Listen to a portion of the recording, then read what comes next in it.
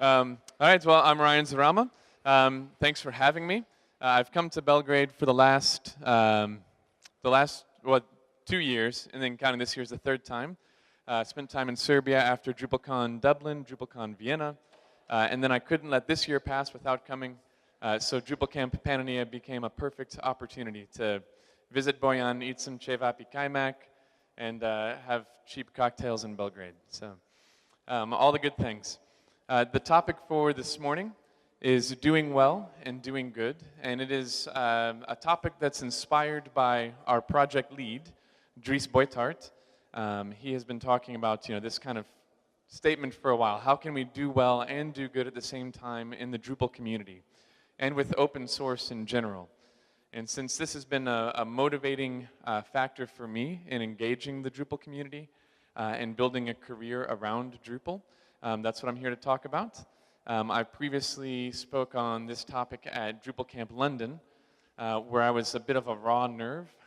I was very stressed at the time, and I guess as life goes up and down, I'm less stressed now, so maybe I won't be as emotionally impactful, but hopefully I can still be transparent and somewhat vulnerable as we consider together what's the meaning of work and why are we doing what we do. For me, obviously one of my big motivators is providing for my family. So for many of us in the room, I believe we support our families, our children, our dreams for the future by doing Drupal work or web work in general. And I guess whenever I started in Drupal, it was 2006, and I was not married, I did not have children. And so it was really just a hobby, but now it really became the thing that puts food on my children's table. And so it's become, as much a career as it is a hobby and a passion, but no less meaningful in my life as a result. Really, it's more meaningful because we're able to have fun creating software that we give away for free to anybody in the world and make friends with people from all over the world doing it. And that's what's also able to provide for our families. I think that's really special. So when we think about what it means to do well and do good, kind of the initial post that I recall reading this from Dries on was his post where he was talking about his motivations in starting Acquia, the company that he founded, I think, in 2007, obviously to support Drupal at the enterprise level. And he was trying to make the case, at the time that building a business and having a career and creating job opportunities for other people, delivering websites for clients, it doesn't have to be something that we do instead of what we're passionate about or instead of what we find fulfilling. There are things that I do in my life that aren't work-related that are more fulfilling than the things that I do that are work-related. But the things that I do that are work-related don't have to be meaningless, and they don't have to be at odds with what I'm passionate about. So in other words, we don't have to leave our values at the door to try to make a career for ourselves or software that is valuable, build businesses that are valuable. These things just aren't in competition, and it's a good post. If you're interested in reading it, the link is there, and it will be in the slides as well. But I'm a bit of a grammar geek. Now, granted, our grammar, I think, is probably simpler in English than it is in many other languages. I've heard of languages that have so many cases and declensions that I couldn't even begin to memorize them. But there's a preposition in the phrase or a conjunction in the phrase, right, where G says we can do well and do good. And so what he's saying is that these are not mutually exclusive. I can pursue a career and I can be passionate about my work. I can do it to benefit others even as I am benefiting myself. And while it might seem like a contradiction, he's saying it's not. And I agree with him, it's not a contradiction. And hopefully if Drupal isn't that kind of work for you, there is work that you can find elsewhere that does bring you that kind of fulfillment and satisfaction. But whenever I think about the phrase, do well and do good, I think that a preposition in the middle might fit a little better. So the word by.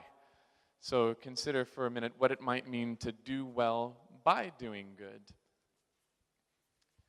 I think that in various times in our lives, We've contributed to causes, maybe nonprofit causes, volunteering, doing things that, we're just for the pure pleasure of serving our fellow man or woman, that did end up becoming work for us, or ended up providing for us.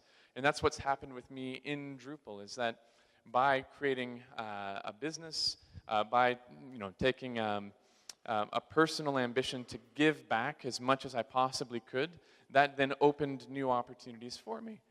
So doing well in Drupal often comes by finding new ways to help people, supporting other people, volunteering for initiatives, whether that's marketing or content or development or mentoring or whatever it is that you do in the community. Oftentimes, in your company that you work at or in your local community, doing those things and prioritizing giving back creates new opportunity for you.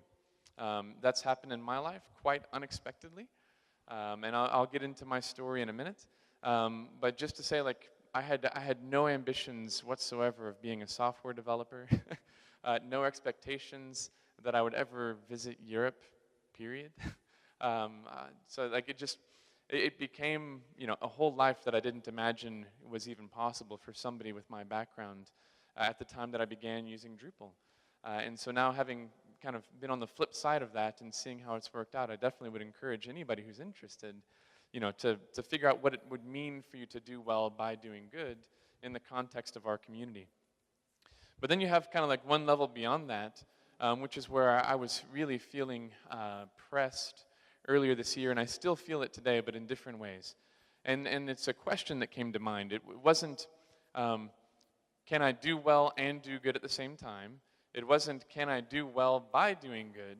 But rather, now that I've been doing Drupal for 10 years, and we have a decent company, a decent footprint in the community, I sit on the board, blah, blah, blah, like all these things that would seem to be like the hallmarks of doing well at something. Do those become the enemy of your own success, the thing that got you motivated to be involved in the first place? Can you maintain those values that you started with? And that's the challenge that I've felt, because the older that we get, the more responsibilities that we have, the more people that come to work with us and for us, the harder it can be to keep your mind focused on giving back and contributing and making time to volunteer. And in fact, it's not altogether bad, because there's also in the open source community at large a movement right now for people to not work for free, right? So the idea that in some sense, if companies who don't employ you come to depend on your free labor, it can be exploitative. And so people are pushing back against that, in a healthy way. But as somebody who's interested in building a career in a company, those things that I was doing for free actually brought a lot of the passion to my life. That's why I would stay up all night in the UberCard forums answering every possible question under the sun, was because I did find some sort of personal satisfaction in helping other people solve their problems. And so I feel like once we've created the companies, and once we've grown the communities, and once we've come to a certain level that you feel a need to maintain, it introduces conflict. And I think maybe even the usage statistics on Drupal.org kind of reflect that for some people. People begin to worry, oh, we don't have as many sites using Drupal 8 as we did on Drupal 7. What's wrong? And then we turn our attentions toward hitting that same number again, even if the actual total number of sites is irrelevant to whether or not we are successful individually or doing, keeping with the mission of Drupal or our own personal ambitions for giving back and building that kind of a community. Anyways, so this is kind of what I was, where I was sitting around January, February, March, and really was kind of wondering if the path that our company was on wasn't self-defeating, because once you've grown, you have to maintain that growth. You have to do more things to keep more people happy and satisfied, and on and on.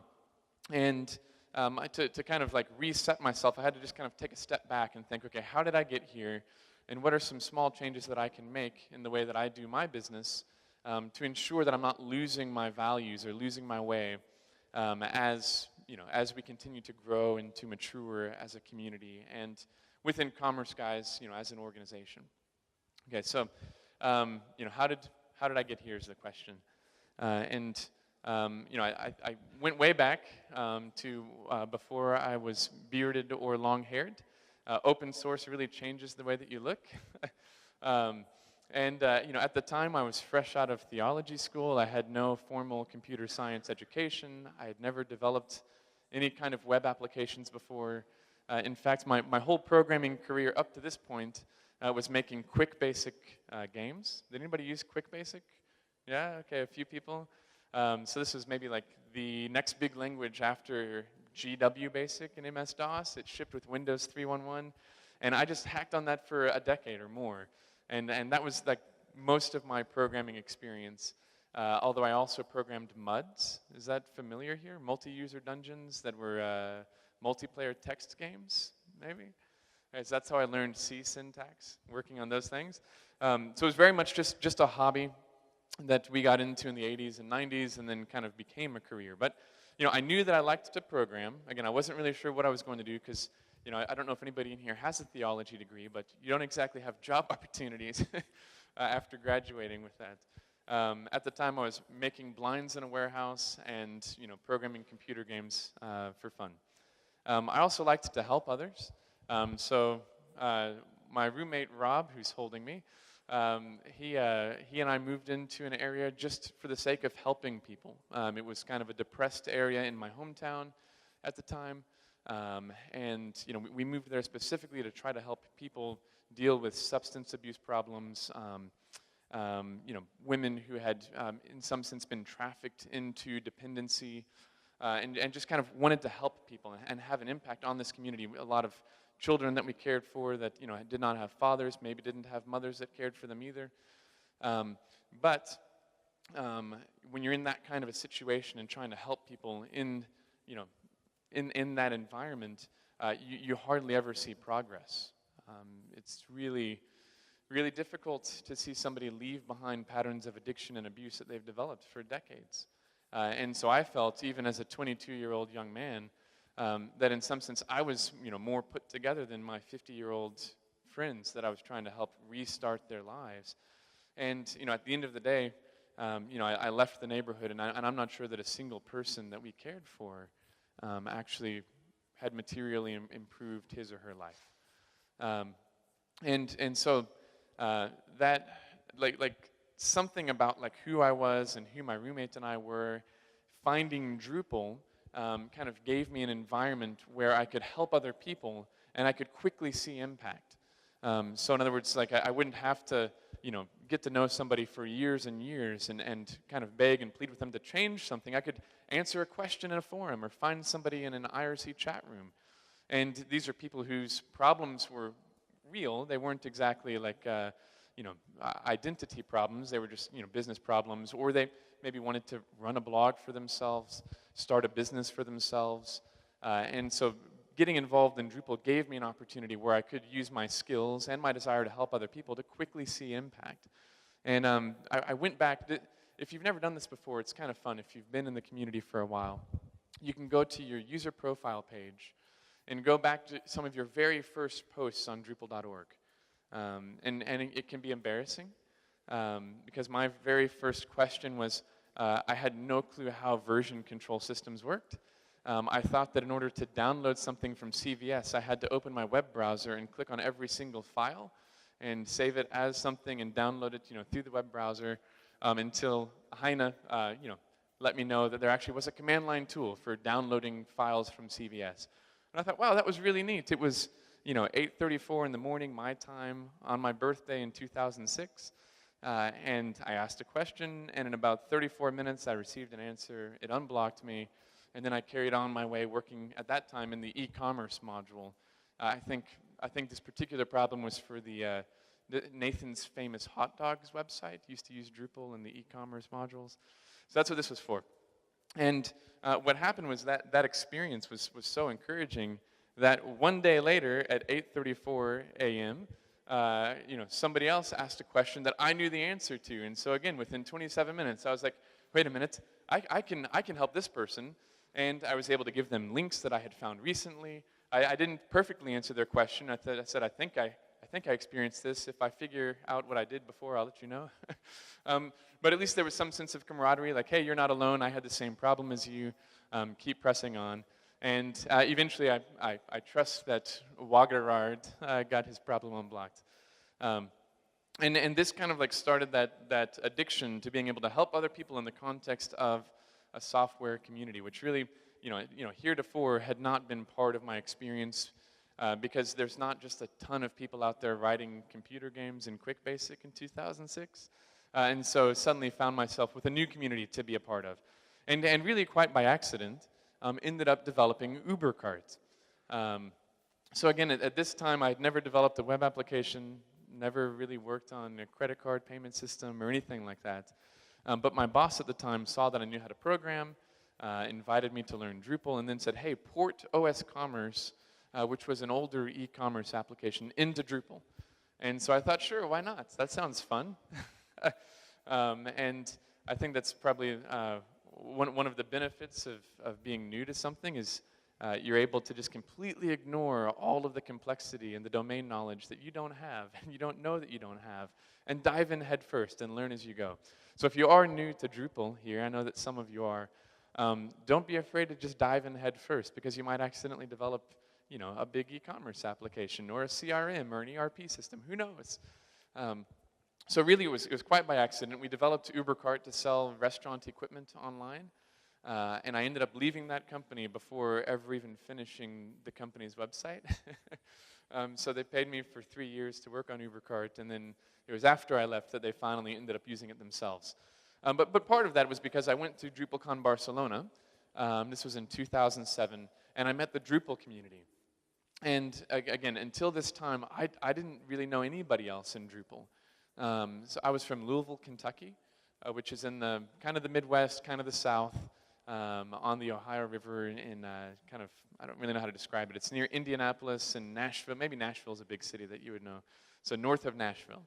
And there was no Drupal user group for me to go to. There were no meetups or camps like this for me to go find other Drupal users. And so when I went to Barcelona, suddenly there were 400 people that knew everything about my code, and I had no clue that anybody was using it. Like literally had never connected with anybody in person that knew what UberCart was. And so this was like a huge motivational boost for me. And again, kind of short-sightedly, started hearing all these things that people wished UberCart could do. So I said, oh yeah, we can do all these things. And just opened up the floodgates for features to be added to the platform. So that's why UberCart had all these modules in it for file downloads and shipping and different payment gateways. And it was really just like anytime somebody said, hey, wouldn't it be great if? I'd say, yeah, that's awesome. I'll do that tomorrow. And then I would just get to work. And so that's why we never ended up actually using it at our company. So I learned there the importance of project management in retrospect. But becoming a part of the Drupal community really changed my life. Because from that point on, I was addicted. I've been to most every DrupalCon since then, both in the US and in Europe. We've taken our children to DrupalCons. My daughter started walking at DrupalCon Copenhagen. Every single one seems to have different memories like that for us now. So it's really been a key part of my life since then, along with many of the different Drupal camps around the United States and some here in Europe. And I can't imagine not having this kind of a community and an environment to talk about what I do. So after that, I actually found, several months later, I gave a presentation, my first kind of big UberCart presentation at DrupalCon Boston. And it was encouraging to go back and find this one because I had awful hair. I don't have great hair now, but I had really bad hair then. So I could see some progress. I also look much better with a beard, I think, than with my baby face.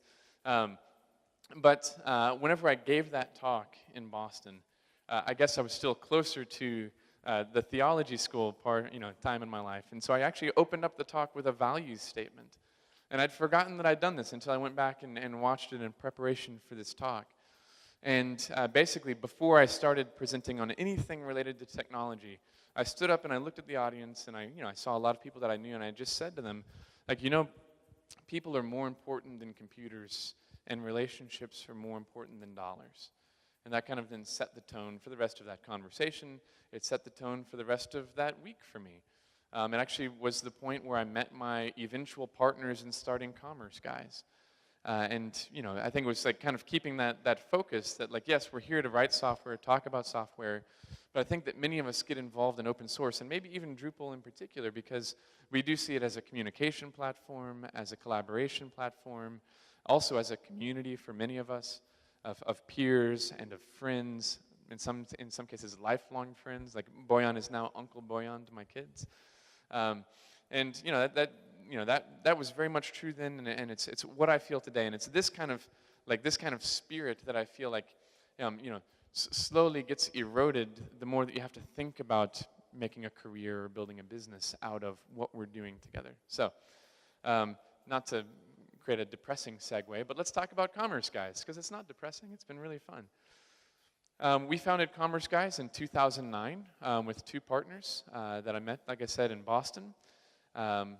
We ended up merging with the French Drupal team of AF83, which was just a company based in the heart of Paris. We ended up becoming, I guess after that, a company of like 15 or 16, and then we raised capital there in Paris to ultimately create solutions that supported Drupal commerce, and then we accidentally created a hosting platform instead. So this is kind of like the story of my career. It's just accidental creations. So Platform.sh, of course, was born out of Commerce Guys and funded by really Drupal commerce development.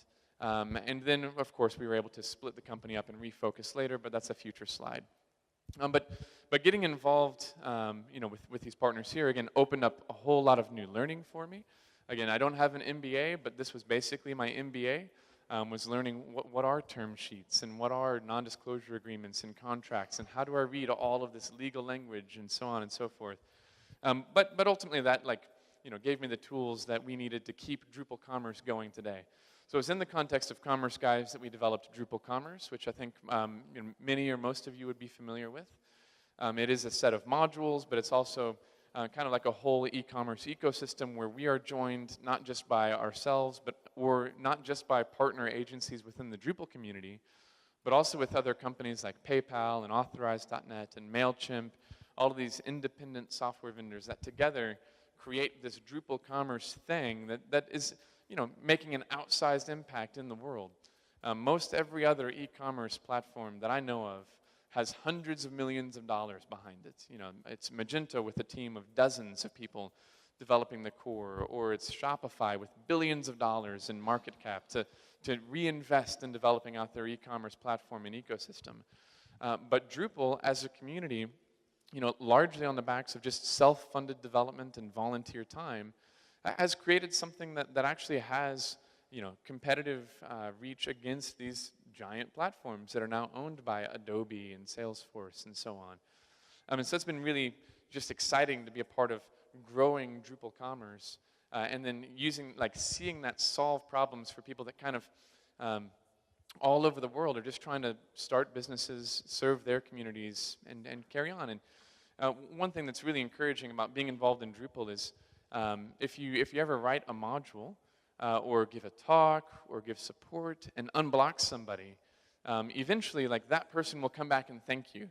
And it's not like you're looking for praise, but I've had multiple instances where somebody will just send an email in and say, hey, I just wanted to say thanks for this piece of software, or the advice you gave me.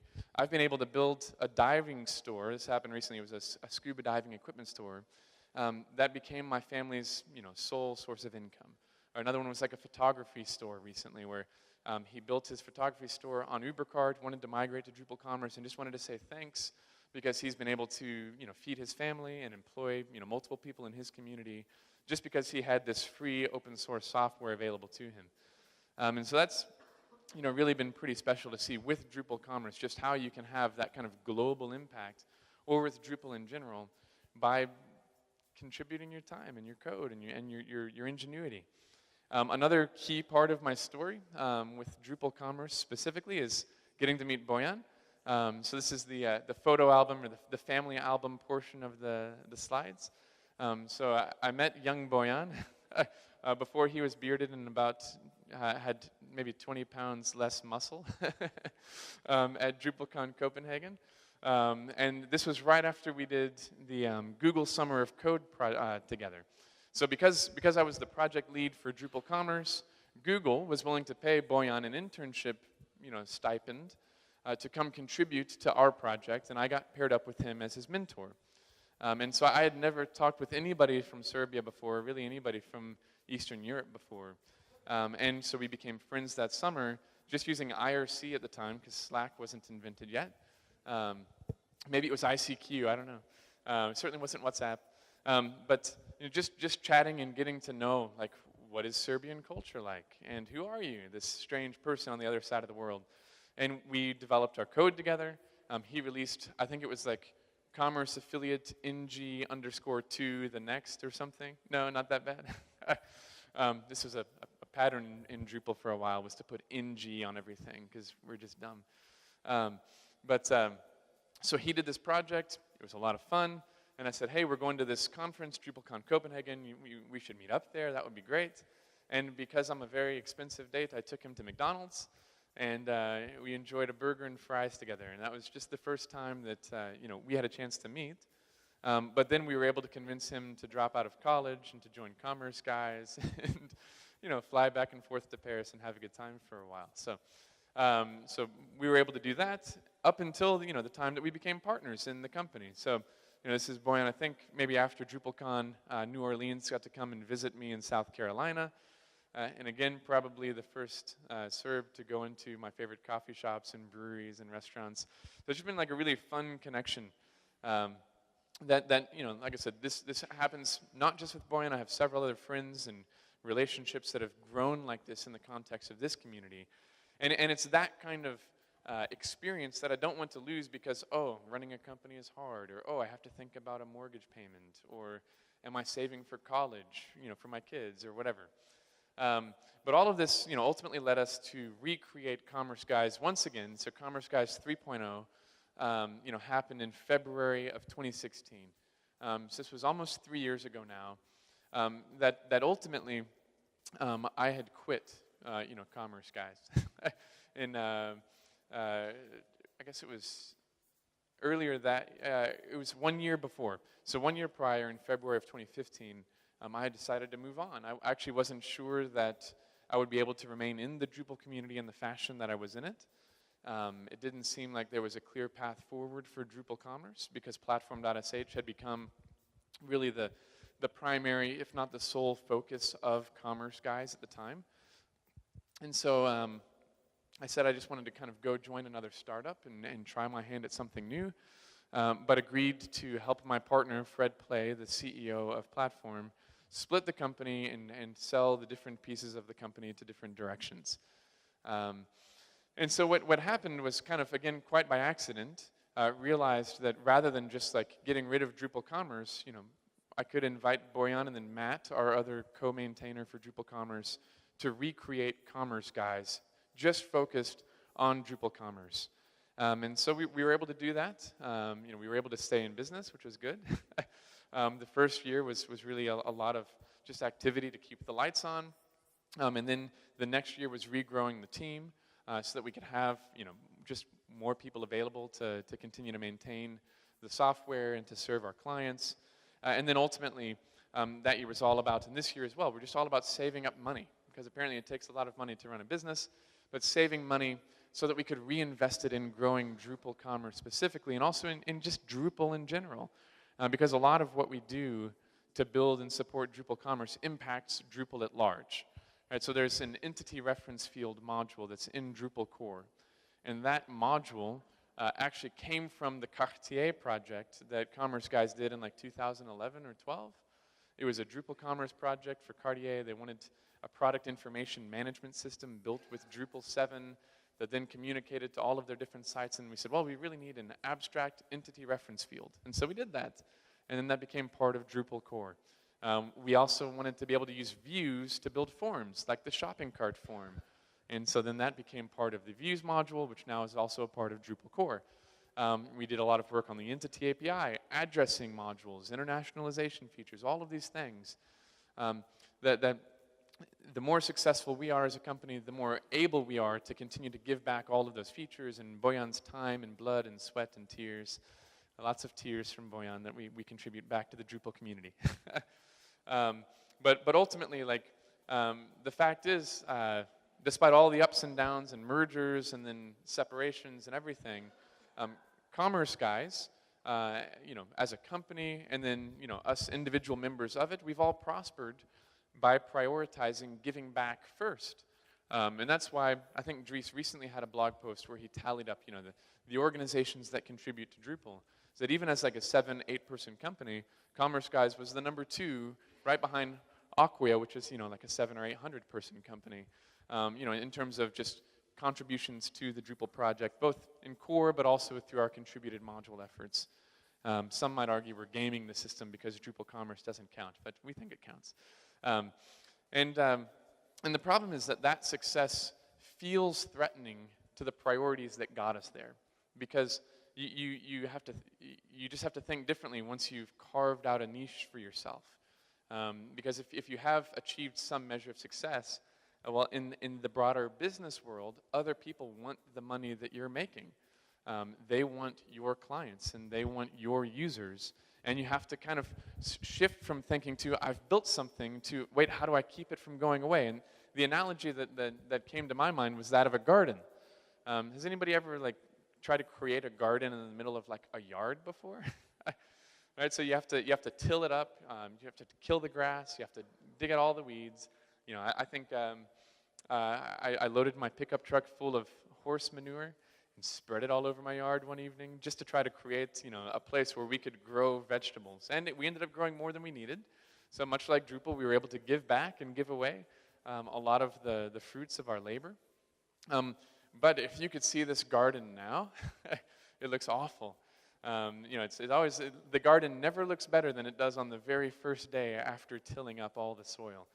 Right? Because as soon as we had that area cleared and fertilized, in came the weeds, the rabbits, the chipmunks and squirrels in my yard. And before long, you have half-eaten squashes and bug-eaten tomatoes and weeds growing up like crazy. And it really just saps a lot of your energy. And a company and a business is no less complicated, right? You might decide to go out with a friend and start a new Drupal company tomorrow. There's no reason you can't if you want to.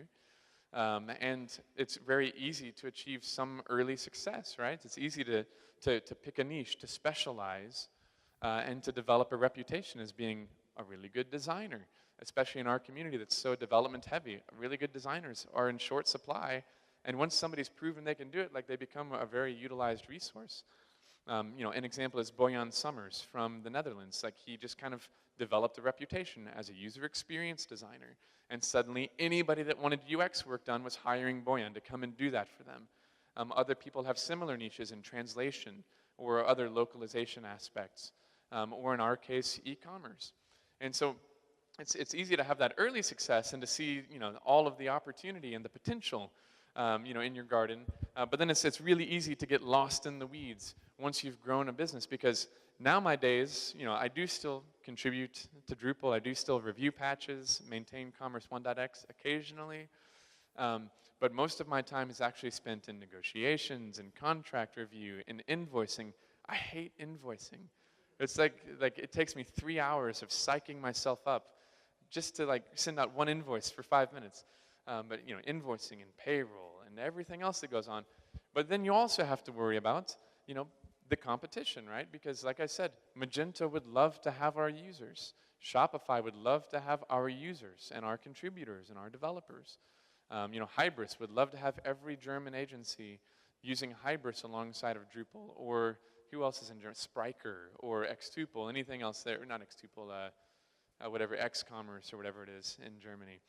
So it's really easy to make solving those problems the main energy expenditure. The thing that takes up most of my energy now isn't the sort of fulfilling, satisfying, giving back and helping solve other people's problems. It's really just trying to make sure that what we've built here doesn't disappear.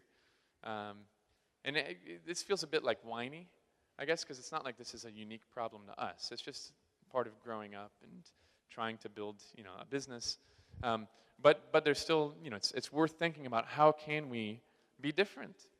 How can we build businesses and companies that don't force us to sacrifice our values or to reduce the priority that we place on helping other people better themselves?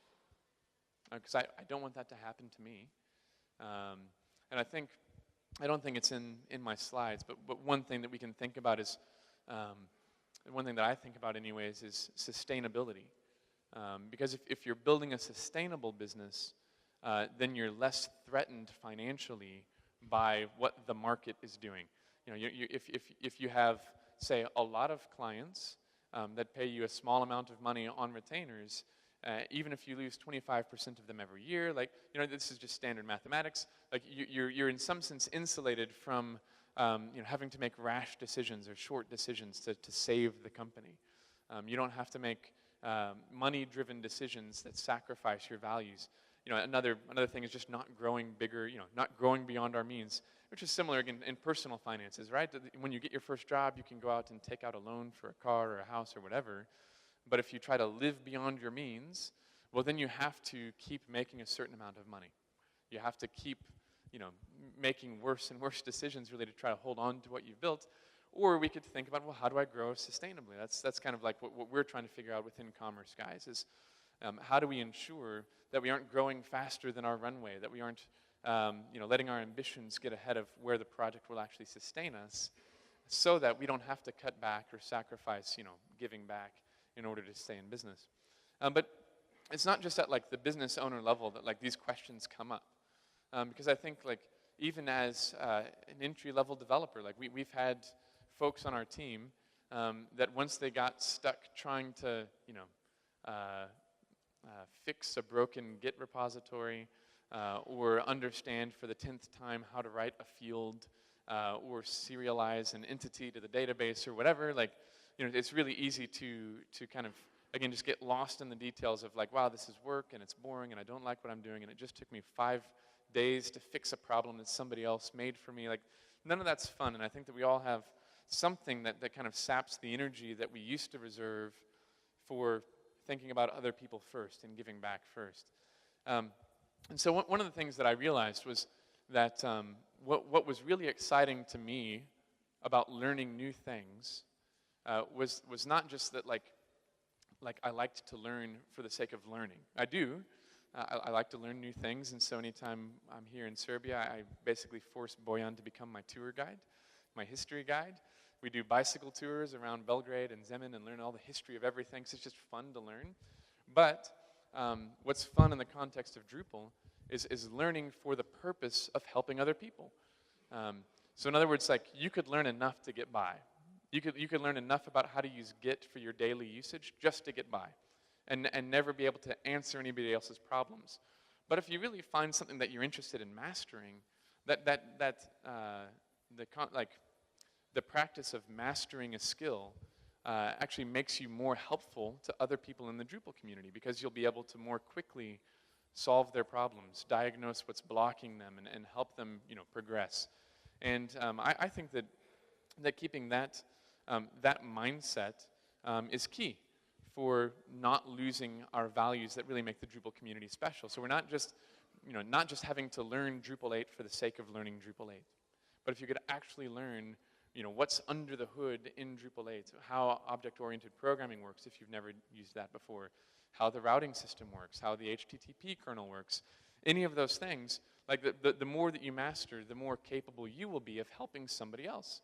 So when somebody new comes into your company, I know that we have a first-timer here, Bojan, from Circle Web Foundry. When somebody new comes in, hopefully he'll be supported now by people on his team who learned because they wanted to help the next person get past the same hurdles and roadblocks that they faced. And one thing that I used to do more frequently, I don't do as much now, but I'd recommend is if you figure out how to solve a problem, write a blog post about it.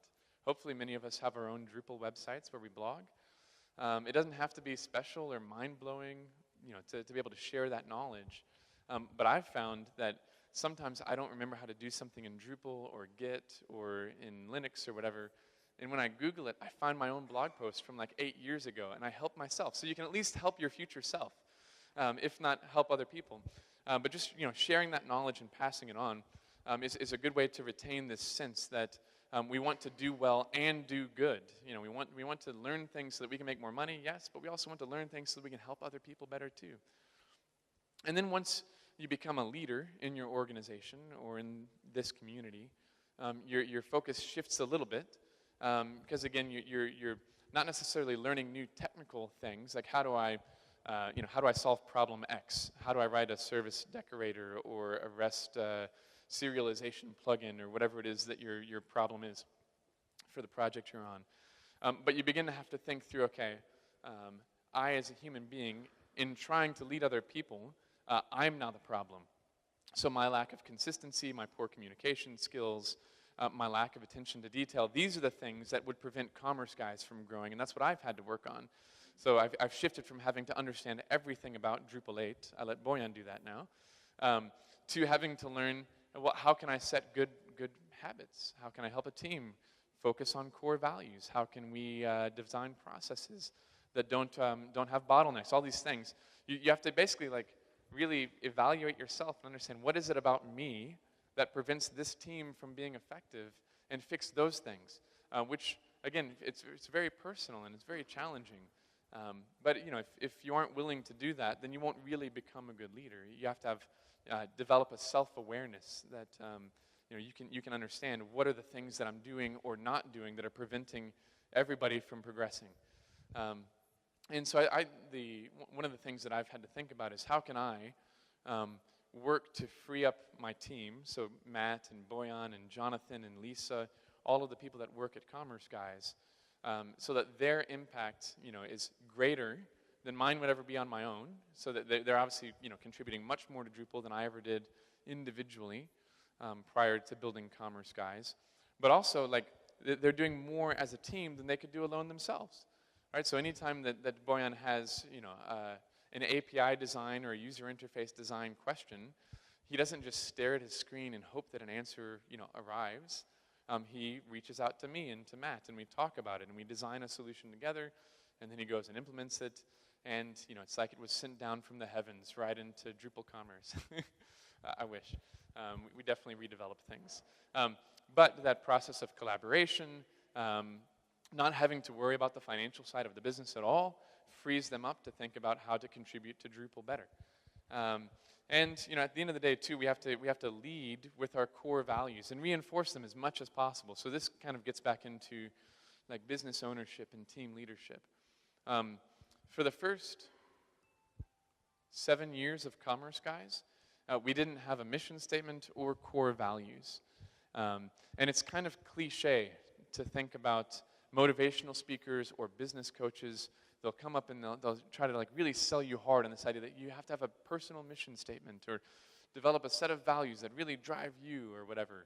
And until actually restarting Commerce Guys in 2016 and doing this first, I honestly just thought it was a bunch of BS. I thought it was just fluff. It was things that people tell you so that you buy their books and things like that.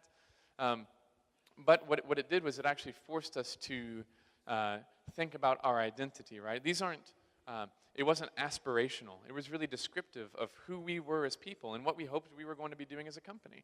So we said as our mission statement, we're engineering simpler solutions to the hardest parts of selling online. That's pretty straightforward. It's not mind-blowing, and it's really descriptive of what we were doing as a company. But then that shaped every conversation that we had with potential clients.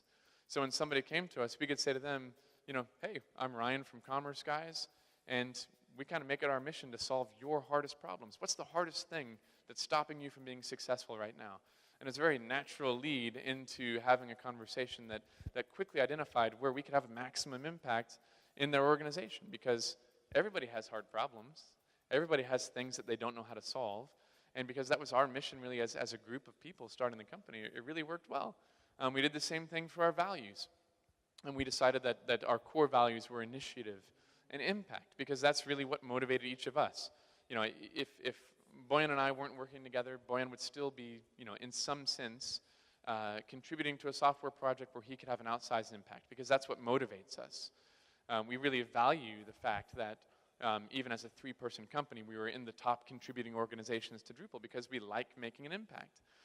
We value our client relationships where they really depend on us for our expertise, even though their businesses are much, much larger than ours. But they really lean on us for our expertise because, hey, we know how to solve their hard problems.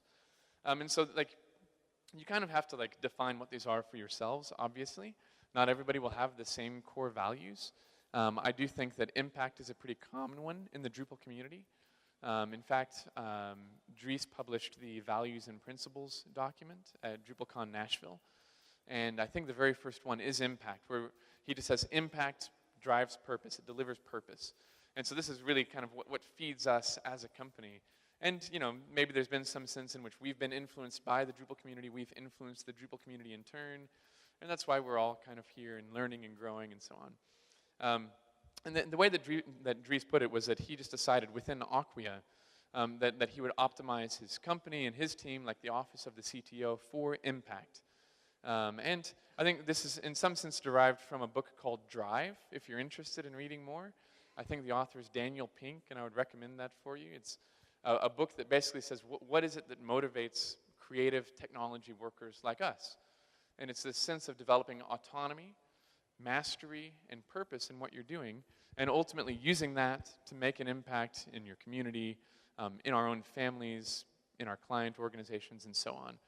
And so we still have some work to do within Commerce Guys, because the needs of the business often still feel like all-consuming. But I actually feel like I'm in a much better place now than I was 6 months ago delivering this talk. But what we've begun to consider really is that when we think about impact, the nearest and dearest impact that we should be focused on measuring is what's the impact of the company on the individuals in the company. Because if the net impact of working for Commerce Guys is negative, well, that's really bad. I don't want the company to be a place where when Boyan comes to work, he leaves stressed out and burnt out. I don't want it to be the kind of place where when Matt comes to work, he loses time with his family. I don't want my family to be shortchanged because all I'm ever thinking about is the stresses of the company and so on and so forth.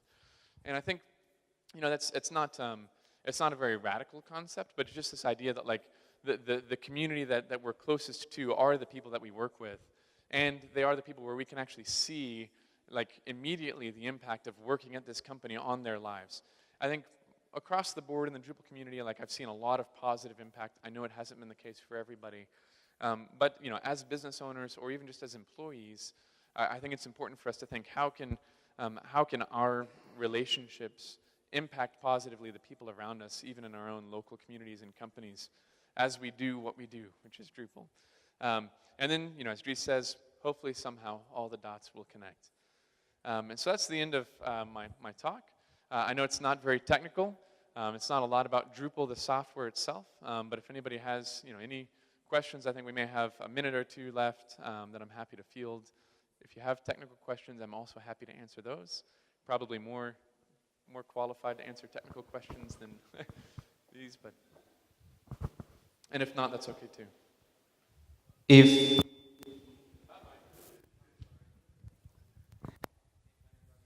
question, please just let me know so we can record.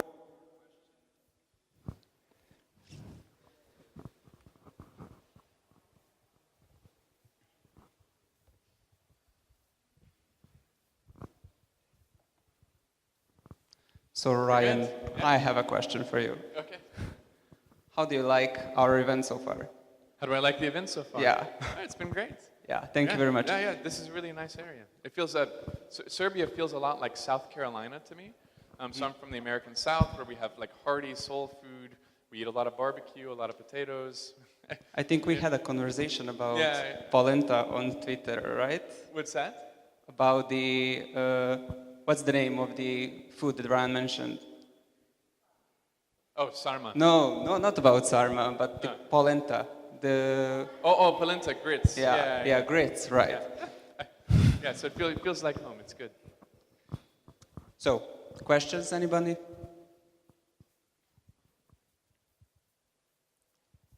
think we're good. Okay, then All right. if there are Thank none you. questions, thank you.